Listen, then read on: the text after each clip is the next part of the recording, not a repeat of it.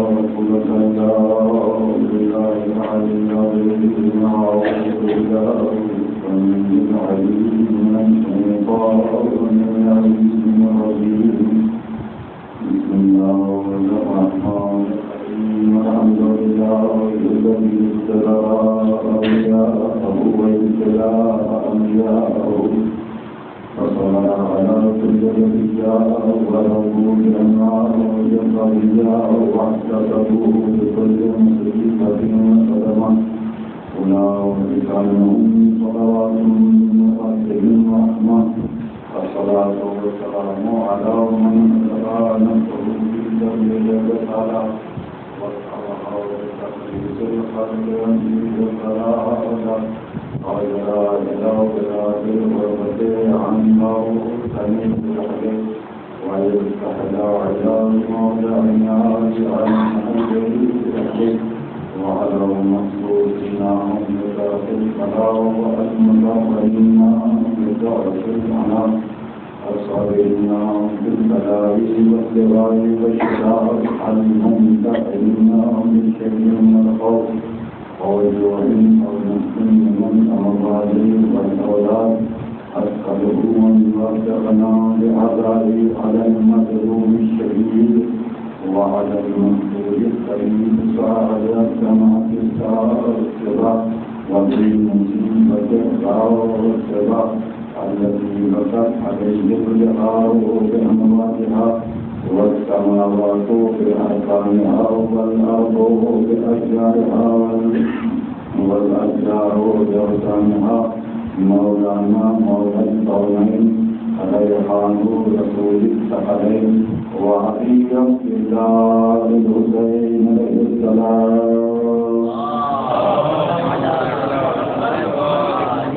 وعلى أهل بيته الطيبين الطاهرين المعصومين المظلومين ورحمة الله على أعدائهم أجمعين بفضائلهم مقام السبيل حقوقهم اللهم قد أنت ولا ظالم مستعملين فردا من جبل الثاني والثالث والرابع. اللهم لا نجد خامسا ولا مددا لا إلا المدارة ابن مريانا عمر بن سعد مشملا وآل أبي سفيان وآل جابر وآل مروان إلى أرض القيامة. رب اشرح لي صدري ويسر لي أمري واحلل عقدة من لساني يفقهوا قولي. أما بعد فقد قال الله سبحانه وتعالى في القرآن الحكيم وهو أصدق القائلين وقوله الحق. بسم الله الرحمن الرحيم. الله اشترى من المؤمنين أنفسهم وأموالهم بأن آتاهم الجنة يقاتلون في سبيل الله يقتلون ويقتلون وعدا عليه حقا في التوراة والإنجيل والقرآن ومن أوفى بعهده وفإن يستبشروا ببيعكم الذي بايعتم به ذلك هو الفوز العظيم.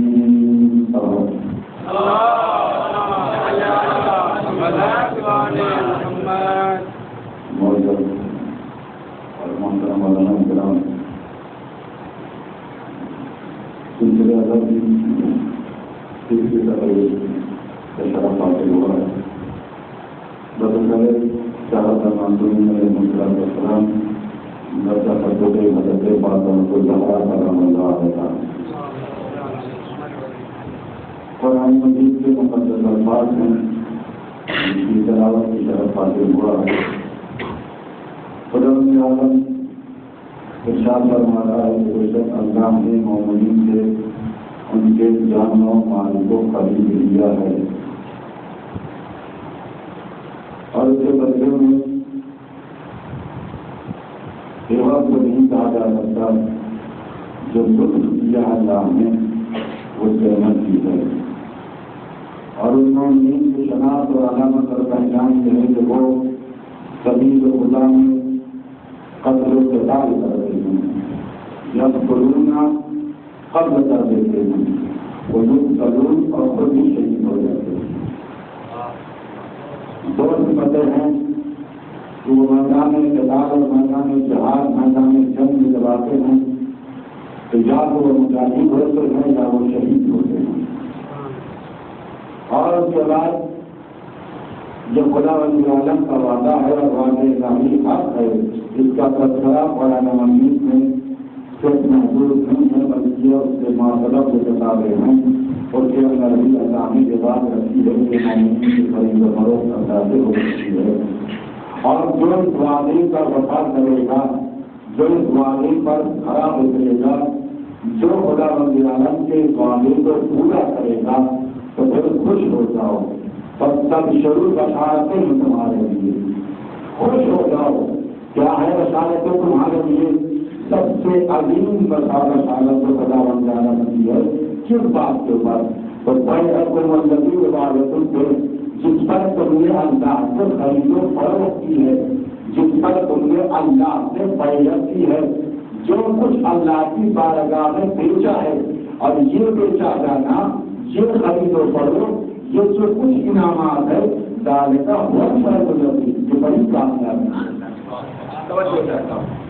یہ اللہ کی نظر میں بڑی کامیابی ہے، یعنی کسی کی نظر میں کامیابی ہو نہ ہو، خدا ولی عالم کی بارگاہ میں عظیم کامیابی ہے سن مومنین کے لیے کہ جو میدان جہاد میں آتے ہیں، یا تو قتل کر دیتے ہیں یا شہید ہو جاتے ہیں۔ سلام حضرت محمد والے محمد عزیزان گرامی، آپ محسوس کریں کہ اللہ نے اس آیت میں لفظ ماضی کے ذریعے سے تحقیقی ترجمات تحقیقی گفتگو کی ہے کہ یہ خرید و فروخت ہو بھی نہیں، یا کبھی مستقبل میں ہونے کی بات نہیں ہے یا ہو رہی ہے کی بات نہیں، یہ خرید و فروخت ہو چکی ہے۔ کچھ منتخبین ہے مومنین نے ان کا انتخاب اللہ نے کیا ہے، چاہتا ہوں یعنی اس کا مطلب درجہ شہادت، درجہ کامیابی، یہ خود عظیم جو عظیم منصب ہے اللہ کی طرف سے، ہر ایک کو نصیب نہیں ہے، بلکہ ان کو نصیب ہے جنہوں نے اللہ کی بارگاہ میں قربانی کی قسم کھائی ہے، جو اللہ کی بارگاہ میں طے کر چکے ہیں کہ ہم اپنا جان بھی، ہم اپنی جان بھی، اپنے اموال بھی، ساری سب کچھ چیزیں خدا کی بارگاہ میں قربان کر دیتے ہیں۔ خرید و فروخت کی بات ہے، یہ معاملے کی بات ہے۔ ابھی جانے گرامی دو شریف انسان کے درمیان اگر معاملہ مخالف ہوتا ہے تو بائع اور مشتری کی آیت میں آپ ملاحظہ فرمائے کہ بائع کون ہے، بیچنے والا کون ہے، مشتری کون ہے، خریدنے والا کون ہے؟ تو خریدنے والا مومنین کے جان کو، مومنین کے اموال کو خدا ہے، توجہ چاہتا ہوں، خدا خریدنے والا ہے۔ بیچنے والے کون ہے؟ مومنین ہے۔ اس کا مطلب کہ بیچنے والا بھی امین ہے، خریدنے والا بھی امین ہے، توجہ چاہتا ہوں، بیچنے والا بھی امین ہے، خریدنے والا بھی امین ہے۔ اس کا مطلب سودا جو بھی ہوگا کسی انداز میں ہو، خسارے تو نہیں ہوگا، خسارے تو نہیں ہوگا، 70% اس میں کامیابی ہے، اس کے اندر خسارہ نہیں ہے بلکہ فائدہ ہی فائدہ ہے۔ خریدنے والا آپ محسوس کریں جب معاملہ ہوتا ہے، جب سودا جاری کیا جاتا ہے اور بائع اور مشتری کے درمیان معاملہ منفصل ہوتا ہے تو قانون نے بیرونی کی ہے کہ یہ ہے کہ نظر زمان مثبت ہو تب جا کے بیرونی ہوتی ہے، تب جا کے مکمل ہوتی ہے۔ تو اللہ نے کہا کہ ہم نے مومنین کے جان و مال کو خرید لیا ہے، تو چاہتا ہوں مومنین نے اپنے جان و مال کو اللہ کی راہ میں، اللہ کی بارگاہ میں قربان کر کے یعنی بیچ دیا ہے۔ عزیزان گرامی، معاملے کا قانون یہ بھی ہے کہ ثمن اور مثمن کے لیے جب بائع اور مشتری دونوں آتے ہیں، جب شے پر قیمت لگائی جاتی ہے، بہت توجہ چاہتا ہوں، جب شے پر قیمت لگائی جاتی ہے، اگر مشتری کشادہ دل ہے تو شے کی قیمت اچھی دیتا ہے، توجہ چاہتا ہوں، اگر مشتری کشادہ دل ہے، فراغ دل ہے تو مشتری بائع کو قیمت اچھی ملتی ہے۔ یہاں خریدنے والا ہوتا ہے، یعنی یہ کہا جائے خریدنے والا رب قدیم، بیچنے والا کریم ابن کریم، چاہتا ہوں خریدنے والا رب قدیم، بیچنے والا کریم ابن کریم۔ اس آیت کے مفہوم کی تفہیم سوائے کربلا والوں کے صحیح نہیں ملتی۔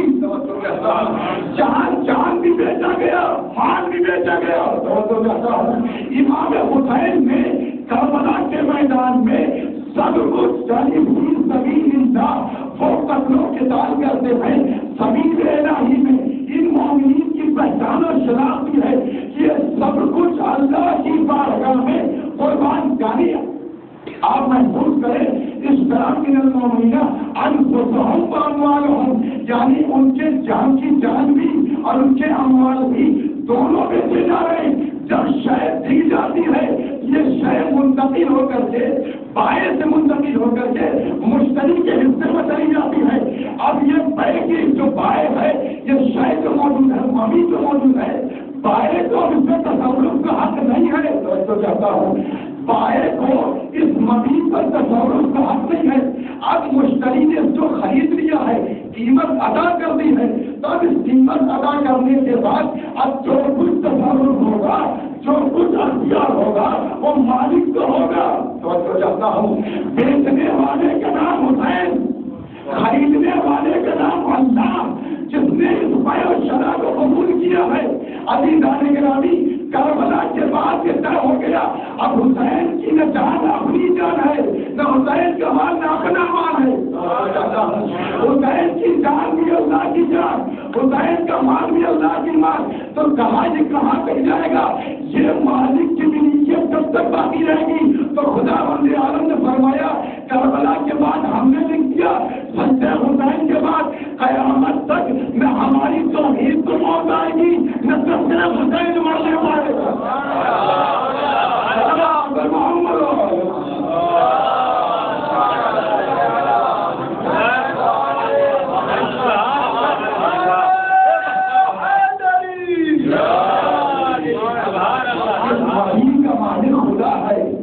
اللہ نے جانا مال حسین کا خرید لیا ہے. اب حسین کے پاس کچھ نہیں ہے، سب خدا کا. قبیل الہی کا مطلب ہم اور آپ نہیں ہے کہ کبھی کچھ اور کبھی کچھ، صبح کی نماز پڑھی یا نہیں پڑھی، کچھ دیا نہیں دیا نہیں. قبیل الہی کا مطلب صرف خدا کا ہو جانا. حسین نے سبق دی ہے تو آیا عرفات نے کیا فرمایا مولا نے؟ یہی تو فرمایا مولا نے میدان عرفات میں خطاب کر کے معبود جس نے تجھے پا لیا اس نے کیا کھایا اور جس نے تجھے کھول دیا اس نے کیا پایا. تو حسین نے سب کچھ خدا کو دے دیا. تو جب حسین نے خدا کو دے دیا تو سب کچھ ہمارے کے پاس ہے. اب کوئی شے ایسی نہیں ہے تو حسین کے پاس نہیں ہے.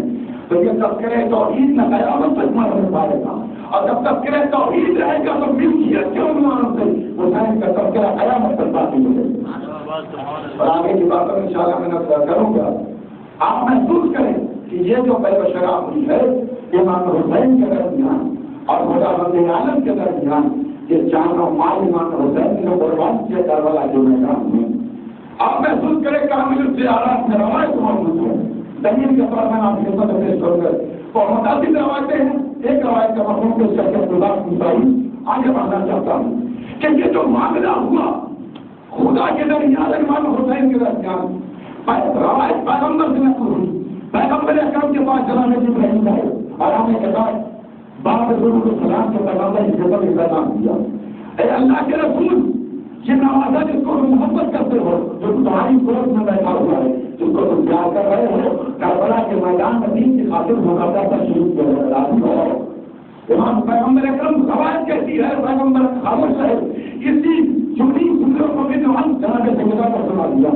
جب جناب سیدہ کو سنایا، جناب سیدہ روایت کہتی ہے خاموش رہی. کامل الزیارات روایت بتاتی ہے، روایت کہتی ہے کہ جناب سیدہ خاموش رہی. جناب جبرائیل واپس چلے گئے.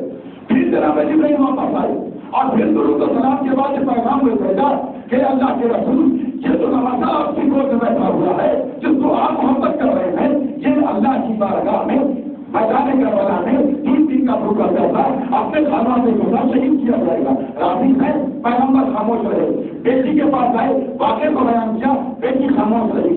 تیسری مرتبہ جناب جبرائیل پھر وارد ہوئے. آنے کے بعد پیغمبر نے فرمایا یا رسول اللہ، اللہ نے فرمایا ہے کہ یہ بیٹا جو کربلا کے میدان میں قربان ہوگا، اس قربانی کے بدلے میں اللہ نے چند لطائف رکھے ہیں، چند چیزیں رکھی ہیں. پہلی چیز، اس کی قربانی کا بدلہ جو ہوگا، جس زمین پر یہ شہید ہوگا اس زمین کی خاک کو خاکے شفا کرا دے گا.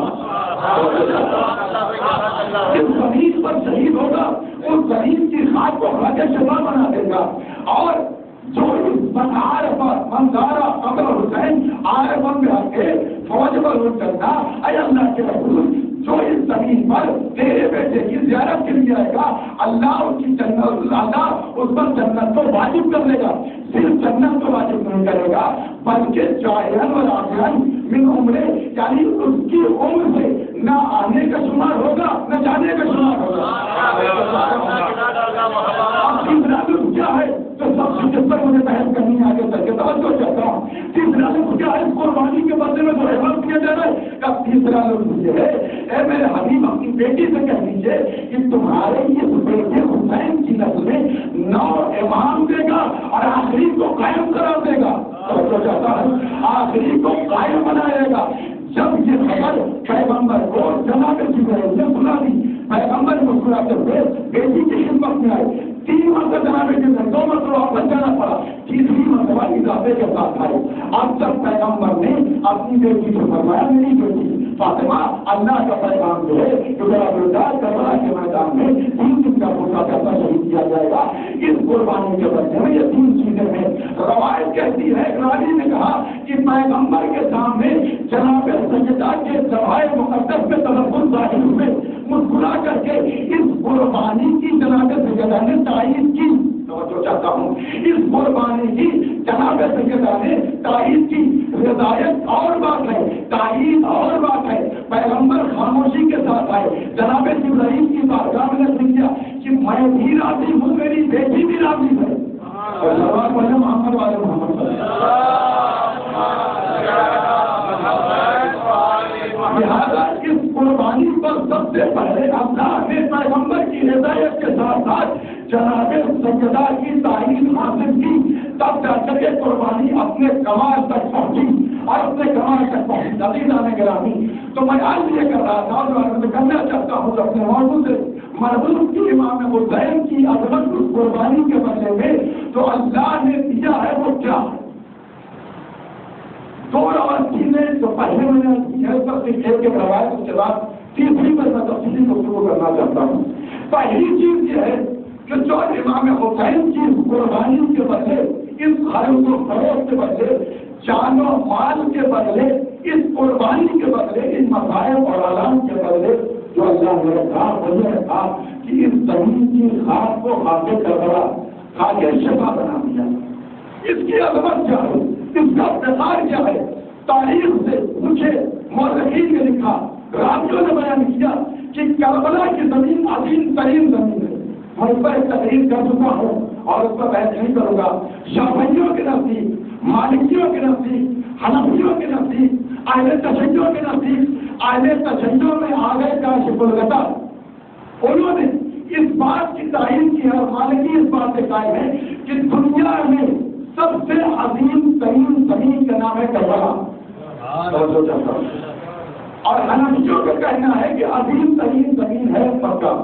اس پر انہوں نے دلائل کی ہے، اس پہ ایک تفصیلی گفتگو ہے تو کبھی کسی موقع پر کی جائے گی. لیکن جب چھٹے امام سے پوچھا گیا کہ مولانا یہ بتا دیجیے کہ دنیا کی سب سے عظیم ترین زمین کون سی ہے جس کو سب سے زیادہ فضیلت، کا لوگ کیا کہتے ہیں؟ کا لوگ یہ کہتے ہیں کہ دنیا کی سب سے عظیم ترین زمین مکہ کا. کیوں؟ کہ اللہ نے اس کے اوپر خانہ کعبہ کو وجود بخشا ہے. کا یاد رکھو اللہ نے زمین کربلا کو مکے کی زمین کے وجود سے 14,000 سال پہلے خلق کیا. 14,000 سال پہلے خلق کیا. اسی لیے روایت میں آیا ہے کہ پیغمبر اکرم نے فرمایا کہ جب مکے کی زمین نے فخر و بہار کیے تو زمین کربلا کی طرف جب خدا نے فرمایا یاد رکھ جب تجھ کو میں نے اس وقت تک حرم بنایا جب مجھے مکہ حکومت مجھے تیرے سینے پر خانہ کعبہ کو بنانا تھا. اگر خانہ کعبہ کو حل کرنا مقصود نہ ہوتا تو تجھے حرم نہ بناتا، لیکن تجھے حرم اس لیے بنایا کہ مجھے کربلا کی زمین بچھانی تھی. مجھے کربلا کی زمین بچھانی تھی اور پیغمبر نے فرمایا راوی سے اجازت کو دنیا کی ہر زمین کو سلطنت کے جھٹکے محسوس ہو سکتے ہیں، کربلا کی زمین کو سلطنت کا جھٹکا محسوس نہیں ہوگا. راوی نے اعتراف کیا کہ قرآن کہتا ہے اذا ذکرت الارض زلزالها واخرجت रहा, जमीन को धक्के लगेंगे। तो जहाँ अर्ध मुद्रक इस्तेमाल हुआ है, या रसूल अल्लाह आपने कैसे कह दिया कि जमीन को धक्का नहीं आएगा? जब कयामत आएगी तो दुनिया की हर जमीन अपने जमीन में उतरेगी और दुनिया की हर जमीन को धक्का लगेगा। पैगम्बर ने फरमाया याद रख, ये कयामत से पहले है और करबला की जमीन को अल्लाह कयामत आने से पहले उठा ले जाएगा। करबला की जमीन को कयामत आने से पहले उठा ले जाएगा। राजी बड़ा चाला था, उसने सवाल किया रसूल अल्लाह जमीन जाएगी कहाँ? कहा हिया तो पर्सन जन्ना, ये जन्नत का टुकड़ा है, जन्नत में जाएगी। और कहा या रसूल अल्लाह इस जमीन पर रहेगा कौन? कहा इस जमीन पर अंबिया रहेंगे, इस जमीन पर औलिया रहेंगे, इस जमीन पर खाने खुदा रहेंगे। उसके बाद पैगम्बर ने फरमाया सुन, इस जमीन की फजीलत कितनी है, ये समझना चाहता हूँ। इस जमीन की फजीलत मक्के के मुकाबले में नहीं है। जैसे सुई को समंदर में डाला जाए, जितना पानी सुई के नोक में लग जाए, वैसे ही मक्के की जमीन के मुकाबले में जिस तरीके से सुई के मुकाबले में समंदर को फौकियत है, इसी तरीके से मक्के के मुकाबले में करबला को फौकियत है। करबला को अजमत याद रख लेना भी कि जमीन करबला कहाँ रखी जाएगी? का जिस तरीके से अहले अर्ज़ जमीन पर बैठ करके जो दिन के शान को देखते हैं, वैसे ही जन्नत जमीन जन्नत में बैठ करके इस जमीन की चमक और जमीन की रोशनी को देखेंगे और महसूस करेंगे।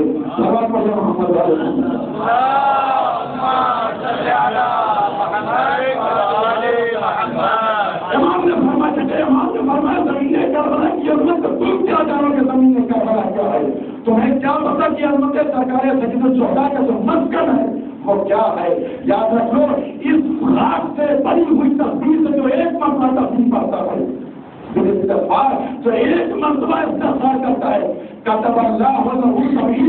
खुदा उसके मुकाबले में 70 मरतबा लिखता है। और उसके बाद इमाम ने फरमाया तो यही नहीं, जो इस जमीन के बने पे सजदेगा और सजदा करता है, खुदा सातों हिजाबात को उठा देगा। या सातों हिजाबात उठ जाते हैं।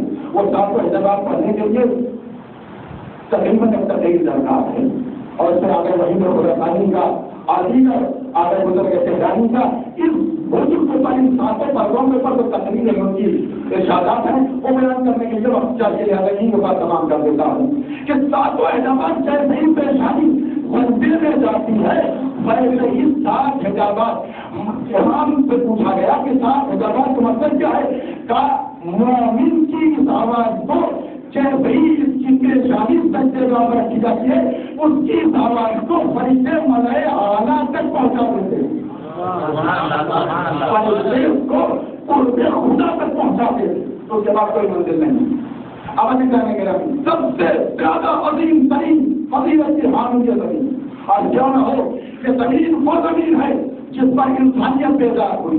ये जमीन वो जमीन है जो अंबिया की मेहनतों की आमादगाह करार पाए, वो जमीन है। समझना चाहता हूँ जिस पर नमाजों को जिंदगी मिली वो करबला, जिस पर रोजों पर हयात मिली वो करबला, जिस पर अंबिया की मेहनतें बताई गई वो करबला, वो करबला, इस्माइल की कुर्बानी की तारीफ कहाँ हुई वो करबला, खुदत कहाँ बची वो करबला, वो करबला। करबला जानते क्या है? करबला वो है जो हुसैन मौत की मस्ती में हयात बांटने वाली जमीन वो करबला। जिस जगह पर हुसैन मौत की मस्ती में बैठ के हयात की तो मुझे कर रहे थे, वो है जगह अभी जाने गिरामी। करबला सिर्फ करबला नहीं है, बड़ी फजीलत है करबला की। छठे इमाम से पूछा गया मौला अरबे की बड़ी फजीलत है, अरबे का बड़ा मकाम है, बड़ा रुतबा है अमाल का, लेकिन उस दिन हाजिर भी उधर होते हैं, दायर इधर होते हैं। मौला दोनों में फर्क क्या है? समझो चाहता हूँ, मौला दोनों में फर्क क्या है? इमाम ने फरमाया मुसलमान उधर भी होते हैं, मुसलमान उधर भी होते हैं, नमाजी उधर भी होते हैं, नमाजी इधर भी होते हैं, रोजेदार वहाँ भी होते हैं, रोजेदार यहाँ भी होते हैं। वहाँ मुसलमान अपने मुसलमान होने की सनद लेने जाता है, यहाँ दायर अपने हुसैनी होने की सनद लेने आता है,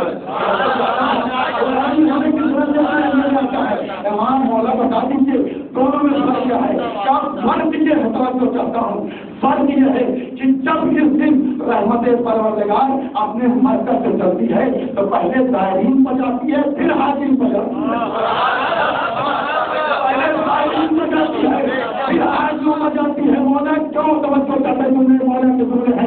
مولا نے فرمایا مولا کیوں رحمت میں فرق تو نہیں ہونا چاہتے، یہ مسلمان ہے، یہ قرآن پڑھنے والے، یہ روزہ رکھنے والے، یہ زکات دینے والے، یہ قرآن پڑھنے والے، یہ تعلیم دار، یہ نمازیں سب پڑھنے والے، بڑی بڑی گاڑیاں رکھنے والے وہاں موجود ہیں، خانہ کعبہ کا طواف کر رہے ہیں۔ پہلے رحمت وہاں جانا چاہتے، جہاں جو یاد رکھتے وہاں جو جاتے ہیں وہ سب حلالی نہیں ہوتے، جہاں جو جاتے ہیں سب حلالی ہوتے ہیں۔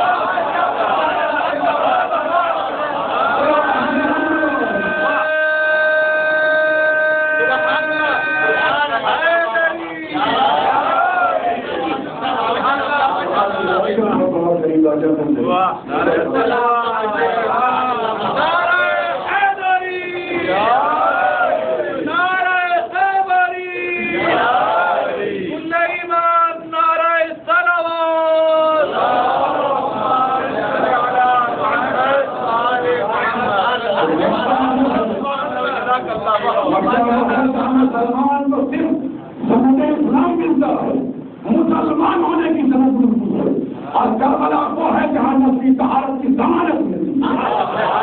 تم کربلا کا مقابلہ کرو گے، کربلا بڑی باعظمت زمین کا نام ہے، کربلا بڑی باوقار زمین کا نام ہے، بڑا وقت ہے اس کے لیے ابھی نانی کے نبی دوسرا عبادت امام حسین کو قربانی کے وقت دیا گیا، وہ دوسرا عبادت اللہ نے دیا کہ مندار قبر حسین آئے فن کے حق کے فواد وجہ چلنا، کہ جو حسین کی زیارت کو آئے گا اور امام حسین کی معرفت کے ساتھ آئے گا، یعنی سب کے بعد ایک ہے کہ لوگ کہتے ہیں کہ فلاں صاحب بھی آ گئے جو اسلام پر گئے، امام حسین تو بھی چاہتے ہیں نہ لا الہ الا اللہ کا مطلب ہے نہ محمد رسول اللہ کا مطلب ہے، ان کا کیا ہوگا کہ جناب عارفن حق بیاکے کا مطلب یہی ہے مکمل دین کے ساتھ حسین کے بعد بتا دے ہو توحید بھی ہو کلمہ رسالت بھی ہو، اس پر نہ جائیے کہ کوئی کافر ہے زمین لگا پانی پی لے، نہیں حضور اب جس نے حسین کے مقصد کو نہیں پہچانا وہ دین کیا سمجھتے چیزوں میں پہلے کی ضرورت نہیں ہے، ذکر حسین کو سمجھنے کی ضرورت ہے۔ امام حسین کے وجود سے بڑا امام حسین کا مقصد تھا، توجہ چاہتا ہوں، امام حسین کے وجود سے بڑا امام حسین کا مقصد تھا۔ کسی موقع پر آپ جائیے گا اور تاریخ میں دیکھیے گا کہ مقصد امام حسین کا مقصد امام حسین دین تھا، یہی تو بھائی امام حسین کے نکلے تھے، مکمل پیکج اسلام کا امام حسین نے کربلا کے میدان میں محفوظ کیا، صرف ایک کروڑ میں محفوظ نہیں کیا ہے، کربلا کے بعد اب ضرورت نہیں پڑی کسی چیز کی کہ اسلام کو جنگ لڑے، اب دین قیامت تک کے لیے محفوظ ہو جائے، میں آپ کی خدمت کروں گا۔ اب عقیدے کی راہ میں کوئی فلاں صاحب اسلام نہیں، لیکن ارے امام حسین کو بہت چاہتے، کس بات کی چاہت ہے؟ امام حسین کو چاہتے، امام حسین کیوں نہیں چاہتے؟ یہ اور بات ہے کہ قرآن کو مانو اور قرآن کی نہ مانو، اللہ کو مانو اللہ کی نہ مانو، تو بڑا فرق ہے کہ کسی موقع پر آپ اسے بہتر جانتے ہیں، لہٰذا اس میں بحث کرنے کی ضرورت نہیں ہے۔ تو اللہ نے کہا جو امام حسین کی معرفت کے ساتھ آئے اس کی زیارت جو ہے اللہ نے اس کے مدد میں بات کی ہے، اور آپ مسلسل روایتیں پڑھتے رہتے ہیں، روایت کے بعد میں آگے بڑھنا چاہتا ہوں۔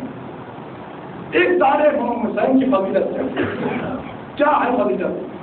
5 امام کا پتہ کاٹ سے زیادہ روایت موجود ہے، جن آپ کو سننا تبرکت سے انہوں نے آپ کی خدمت کرنا چاہتا ہوں۔ امام نے فرمایا کہ جب امام حسین کا دائر اپنے گھر سے ارادہ کرتا ہے زیارت کا، اور اس کا پہلا قدم زمین کربلا یا زیارت کے لیے آگے بڑھتا ہے، تو خدا رب العالمین اس کی نیت کے مطابق 70,000 فرشتے اس کو نازل کرتا ہے۔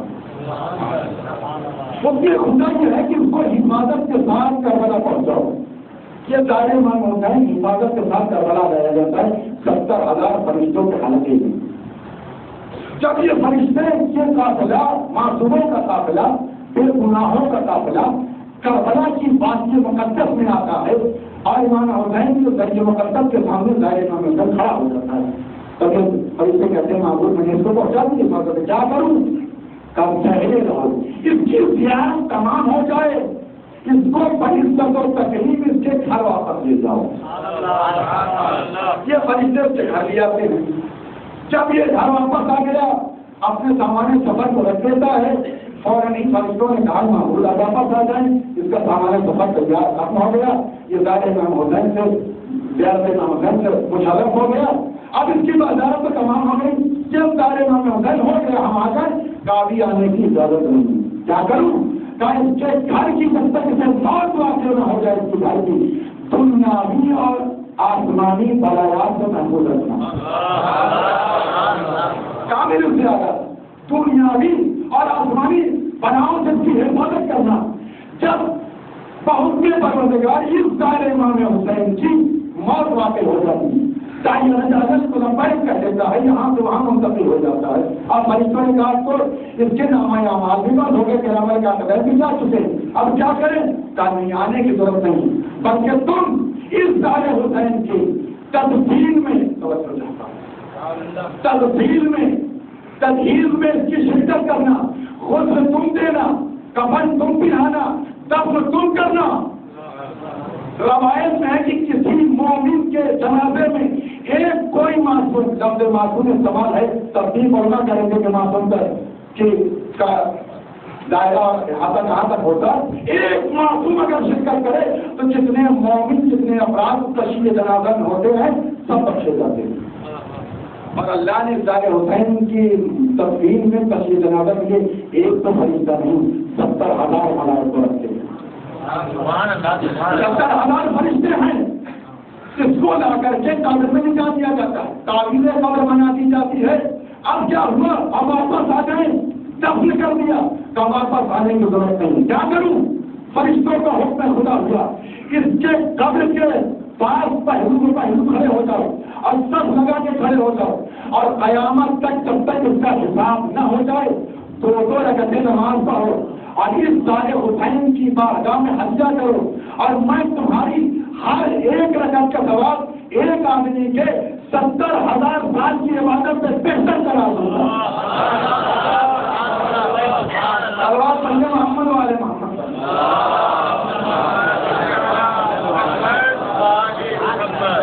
میں تمہاری ایک رکعت کے مقابلے میں ایک آدمی کی 70,000 سال کی عبادت سے بہتر کرا دوں گا۔ یہ دوسرا رخ امام حسین کو عبادت کے طور پر ملا۔ تیسرا رخ جو اہم رکن ہے، جو دین کی اساس ہے، کنہ اسلام ہے، حقیقت اسلام ہے، منبع اور ماخذ اسلام ہے، جس پر دین کا اہتمام ہوا، جس پر نعمتوں کو تمام کیا گیا، جس پر تمام خلائق کو اسی بات کے اوپر تمام کر دیا گیا، آخری حجت پر ولی مطلق کو اللہ نے کہا اے میرے معبود، اے میرے پیغمبر، میں نے دوسری جو شے رکھی ہے حسین کی اس قربانی کے بدلے 9 بیٹے معصوم امام دوں گا اور آخری کو قائم بنا کے رکھوں گا۔ یعنی اسلام کی تعریف تجھ سے ہوگی حسین، اور حسین اسلام کی تعریف تجھ سے ہوگی، یعنی اس امام کی جو آخری کڑی ہوگی، امام کی آخری کڑی وہ تمہاری پاکیزہ نسل سے آئے گی حسین، تمہاری طیب طاہر پاک و پاکیزہ نسل سے آئے گی حسین، آخری قائم تمہارا فضل ہوگا۔ آپ محسوس کر سکتے ہیں ہم طلبا سے بہتر کون جانتا ہے امام زمانہ کی نسبت، امام زمانہ کی بلندی، امام زمانہ کی حکومت، امام زمانہ کا نگرانی، اگر وقت رہ گیا تو آپ محسوس کریں کہ بہت بڑی فضیلت کا نام ہے امام قائم، بہت بڑی عظمت کا نام ہے امام زمانہ۔ اس ذات کو امام حسین کی نسل میں پنہا رکھا گیا، امام حسین کی نسل میں رکھا گیا۔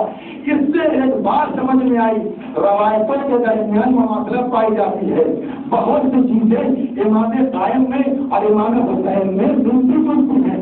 سب سے پہلی چیز جو لکھی ہے آغا ابو الفائقانی نے کہ سب سے پہلی چیز امام حسین سے رابطہ بڑا گہرا امام زمانہ کا، کہ جب امام کا ظہور ہوگا وہ جمعے کا دن ہوگا اور عاشورے کا روز ہوگا۔ امام زمانہ جب آئیں گے وہ دن تو جمعہ ہوگا اور عاشور کا دن ہوگا جب امام زمانہ تشریف لائیں گے۔ دوسری علامت یہ ہے، علماء سے پوچھا گیا، آگے آشمی سے پوچھا گیا، آپ یہ بتائیے انہوں نے لحاظ غیرت عاشورہ میں اس بات کو لکھا کہ یہ جو قطر حسینی پہ جو پرچم رکھا گیا لگایا جاتا، یہ سرخ استعمال کرے گا صرف پرچم ہے. آپ محسوس کر سکتے ہو, جا سکتے شاید ایام اعظم میں تبدیل ہوتا ہو گیا پرچم لگتا ہے, ورنہ پورے سال کے 11 مہینے سرخ پرچم لگتا ہے, سرخ پرچم لگا رہتا ہے. ان سب کو سزا دیں اس کی علامت کیا ہے, جب کیا ہے, کیوں جبکہ کاموں دور سے بڑی ہوئی کر رہا کیا پرچم ہونا چاہیے. اور آج بھی انہوں نے لکھا کہ عرب کا دستور تھا, چاہتا ہوں عرب کا دستور تھا جب ان کے قبیلے کا کوئی عزتدار شخص مر جاتا تھا اور رئیس بن جاتا تھا تو اس کے گھر پہ ایک سرخ پرچم لگتا تھا. جو دل درد کرنے والے لوگ کافر یہ باخبر رہیں یہ جو شخص مرا ہے مقتول اس کا وارث زندہ ہے نہ وارث نہیں ہے.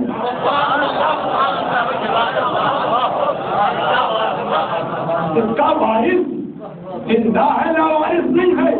تو خون حسین کے پرچم اس بات کی دلیل ہے حسین کا خون نہ کل نہ وارث ہے نہ آج نہ وارث ہے اور نہ قیامت تک نہ وارث رہے گا. اور اس بات کی دلیل ہے کہ قائم آئیں گے, روایتیں اپنی جگہ, آئیں اپنی جگہ. یہ پرچم اس بات کی دلیل ہے کربلا کا وجود تاریخ امام پر آ گئی. امام کا وجود ظاہر ہوگا, امام آئیں گے انتقام لے گئے.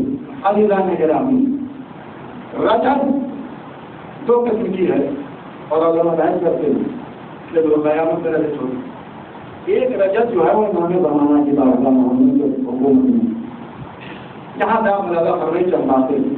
دیکھیں امام حسین کو کیا حکمتیں اور کیا بلندیاں اللہ نے عطا کی ہیں. یہ امام زمانہ کو نسل امام حسین کا قرار ہو جاتے بہت بڑا مدت پر احسان ہے. تم پوچھتے ہو کہ کربلا کا فائدہ کیا ہے.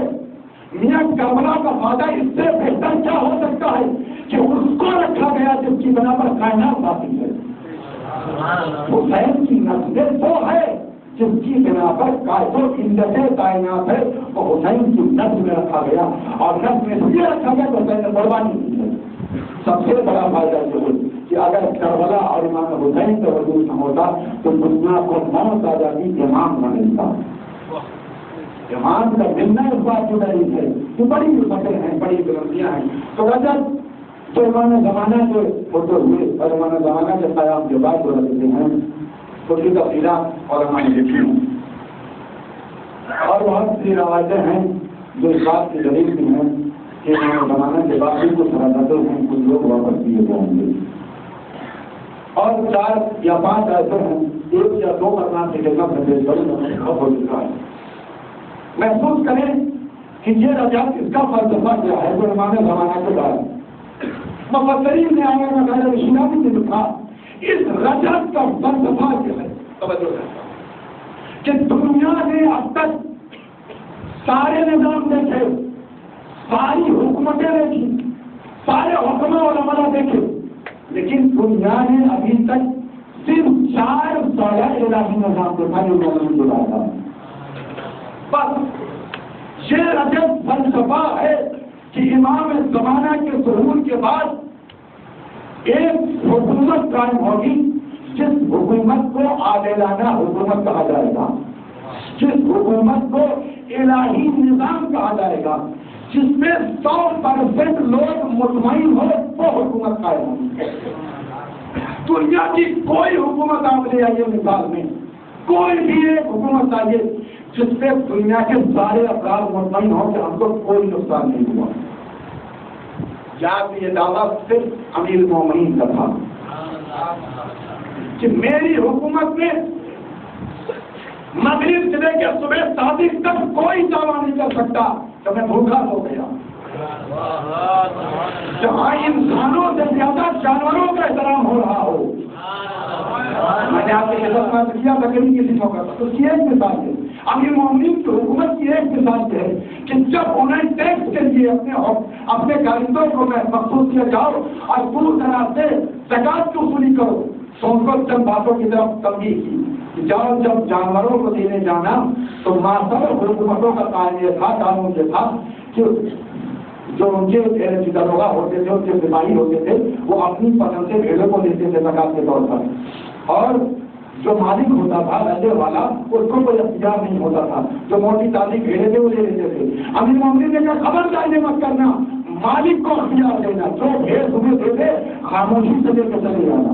اتنا ہی نہیں بلکہ امام نے فرمایا یاد رکھو وہ جانور ہیں، جب تم چلنا ان کو لے کر کے تو ان راستوں کو اختیار کرنا جن راستوں پر فراوانی کے ساتھ آب و دانا موجود ہو،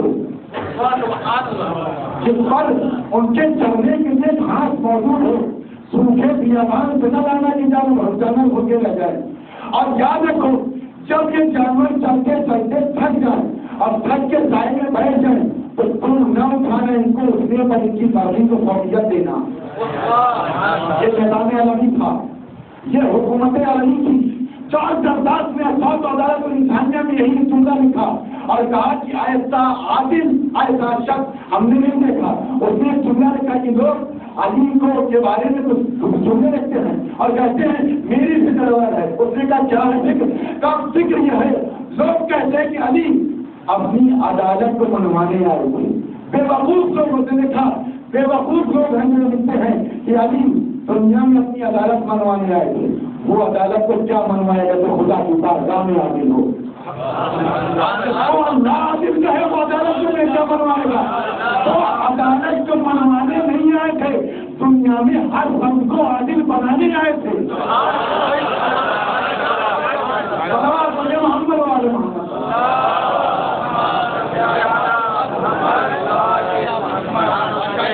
جانور محفوظ ہو وہ حاکم، جس کی حکومت میں ایک ایک شخص محفوظ ہو وہ حاکم۔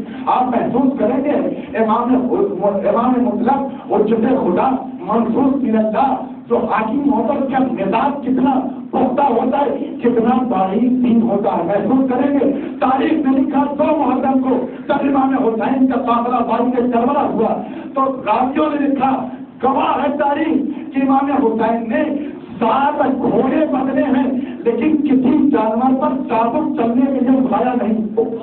محسوس کریں گے جملے کو، امام حسین نے جانور کو چلنے پر مجبور نہ کیا، اس کی معافی کو فوقیت دی۔ کیوں تھا سبب کیا؟ 7 گھوڑے مولانا نے بدلے لیکن کوئی تاریخ نہیں بتائی امام نے کوئی چھڑی اٹھائی ہو اور چلنے کا مجبور کیا۔ یہ احترام تھا، یہ ایک جھلکیاں ہیں ان اس حکومت کو جو آنے والی ہے، اور وہ حکومت امام کے نفس سے آنے والی تھی۔ یہ عادلانہ حکومت، یہ منصفانہ حکومت، یہ الہی نظام کب قائم ہوگا؟ جب امام زمانہ آئیں گے، جب امام زمانہ آئیں گے۔ آواز آئی قرآن مجید کے سورہ اسراء اس کی 33ویں آیت میں خدا نے فرمایا ثم رددنا، ہم پلٹا دیں گے تم کو، رددنا لکم کرۃ علیہم، ہم تم کو غلبہ دے دیں گے۔ کس کو غلبہ دینے کی بات کی جائے؟ توجہ چاہتا ہوں، ثم رددنا لکم کرۃ علیہم، ہم تم کو غلبہ دے دیں گے۔ غلبہ کس پر دینے کی بات کی جائے؟ فامددنا باموال وبنین، ہم تم کو اولاد کے ذریعے سے، اموال کے ذریعے سے تمہاری نصرت اور مدد کریں گے۔ وجعلناکم، اور ہم تم کو کثرت کے ساتھ قدرا نفیرا، ایک بڑی تعداد والا گھروں عطا کر دیں گے۔ سورہ اسراء 36-37 آیت میں خدا نے کہا فرمایا کہ ہم اس زمین پر تم کو غلبہ عطا کریں گے، ہم اس زمین پر تم کو غلبہ عطا کریں گے۔ دوسری آیت نريد أن نمن على الذين استضعفوا ونجعلهم أئمة ونجعلهم الوارثين، ہمارا ارادہ ہے، اللہ کا ارادہ ہے کہ جن کو زمین پر کمزور بنایا گیا ہے انہیں کو ہم زمین پر طاقت دیں گے، اختیار دیں گے، پاور دیں گے۔ یہ اختیار کب ملے گا؟ سورہ نور آیت نمبر 55 اس میں ارشاد ہوا وعد اللہ الذین آمنوا منکم وعملوا الصالحات ليستخلفنهم في الأرض كما استخلف الذين من قبلهم وليمكنن لهم دينهم الذي ارتضى لهم وليمكنن من بعد خوفهم أمنا، ہم ہر خوف و ہلاک کو تمہارے ذریعے سے تبدیل کر دیں گے۔ وہ نظام کب آئے گا؟ وہ حکومت کب آئے گی؟ یہ غلبہ کب ہوگا؟ یہ طاقت کب دی جائے گی؟ کون سمجھائے گا ان آیتوں کی تفصیل کو؟ کون بتائے گا ان آیتوں کے معنی کو؟ وہی بتائیں گے جن کے گھر میں قرآن کی جاتے نازل ہوتا ہے، وہی بتائیں گے تو قرآن کے حاصل نہیں مفصل ہے۔ تو چھٹے امام کی بارگاہ میں جناب رفاعی نے موسیٰ پہنچے، مولا اس سورہ اسراء کی 33ویں آیت جس میں خدا نے کہا کہ ہم مال کے ذریعے سے، ہم اولاد کے ذریعے سے، ہم کثرت والی فوج کے ذریعے سے تمہاری مدد کر دیں گے، کثیر فوج والا تم کو بنا دیں گے اور تم کو ان پر غلبہ کر پوچھیں گے یہ غلبہ کب دیا جائے گا، مولا غلبہ کس کو دیا جائے گا، حکومت کس کی ہوگی؟ امام نے فرمایا امام قائم کے بعد غلبہ دیا جائے گا، ایک اور آئے گا جس کو غلبہ دیا جائے گا، ایک اور آئے گا جس کو حکومت دی جائے گی، ایک اور ظاہر ہوگا جس کو پاور دیا جائے گا، جس کو طاقت دی جائے گی، جس کو تنظیم ادا کی جائے گی، جس کو اختیار دیا جائے گا۔ مولا کون ہے؟ امام نے فرمایا ان اول من یقظ الی الدنیا حسین ابن علی الحاضر، سب سے پہلے امام کے ظہور کے بعد جو سب سے پہلے ظہور کرے گا وہ حسین ابن علی اور کے اصحاب ہوں گے۔ ان اول من یقظ الی الدنیا حسین ابن علی واصحابہ، سب سے پہلا قیام امام زمان کے قیام کے بعد امام حسین کا قیام ہوگا۔ امام سے پوچھا گیا مولا کب ہوگا؟ کہا امام زمانہ کی حکومت کے 18 سال کے بعد ہوگا۔ میرے جب آئیں گے، تشریف لائیں گے، کہا کیسے آئیں گے؟ کہا پیغمبر عاشور کو امام حسین نے تمام صحابیوں کو جمع کیا، توجہ چاہتا ہوں، عاشور کو تمام صحابیوں کو جمع کیا۔ رفاعت نے موسیٰ کہتے ہیں امام نے فرمایا کہ حسین کو سب سے پہلے امام کے قیام کے بعد ظہور دیا جائے گا، امام آئیں گے۔ آنے کا آپ محسوس کریں کہ یہ تو رفعت اور بلندی امام حسین کو دی گئی کہ میں یہ دنیا والا ہے، حسین ابن علی واصحابہ وہ یزید ابن معاویہ واصحابہ، یہ دونوں ایک ہی روایت ہے کہ امام حسین وہ اپنے صحابیوں کے ساتھ، یزید ابن معاویہ وہ اپنے صحابیوں کے ساتھ آئے گا۔ آخر یہ بتا کیا ہے کہ صرف امام حسین کے صحابیوں کو امام حسین کے ساتھ کیوں بھیجا جائے؟ کیا امام مومن کے صحابی نہیں تھے؟ رسول اللہ کے بڑے بڑے صحابی تھے، تو بڑے ستارے والے قبل اسٹار ستارے صحابی موجود تھے جن کی رشتے داریوں کو تعلق بھی دیا ہوا تھا، وہ تو موجود تھے، وہ نہیں آئیں گے۔ آخر امام حسین کو صحابیوں کو یہ فضیلت کیوں ملی؟ آخر امام حسین کے صحابیوں کو امام حسین کے ساتھ بھیجا جا رہا ہے۔ سب سے پہلے امام حسین کے ساتھ صحابی آئیں گے۔ اس کی صنعت اس کا جواب امام حسین نے عاشور کو دے دیا۔ شب عاشور چراغ کو بجھا یہی تو کام تھا، نہ جو صحابی مجھ کو ملے، نہ تم کو ملے، نہ میرے بابا کو ملے، نہ میرے بھائی حسن کو ملے۔ امام حسین کے صحابی مخلص تھے۔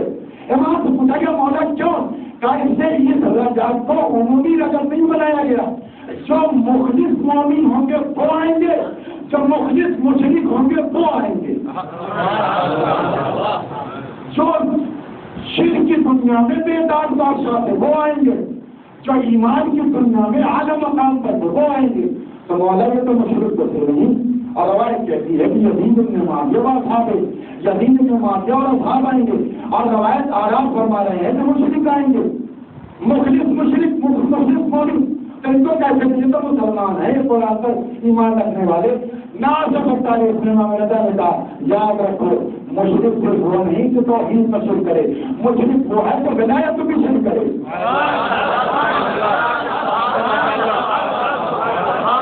صرف وہ نہیں ہے جو توحید میں شرک کرتا، ہمارے ہم ائمہ کی ولایت کو جو مشرک شرک کرے وہ بھی مشرک ہے۔ ایسے لوگوں کو بت بنا کے محسوس کیا جائے گا۔ آپ دیکھیے روایات دیکھیے گا جو میدان محشر میں مخصوص بنائے تھے، بت بنا کے محسوس کیا جائے گا، ایسے لوگوں کو مشرک ہوں گے۔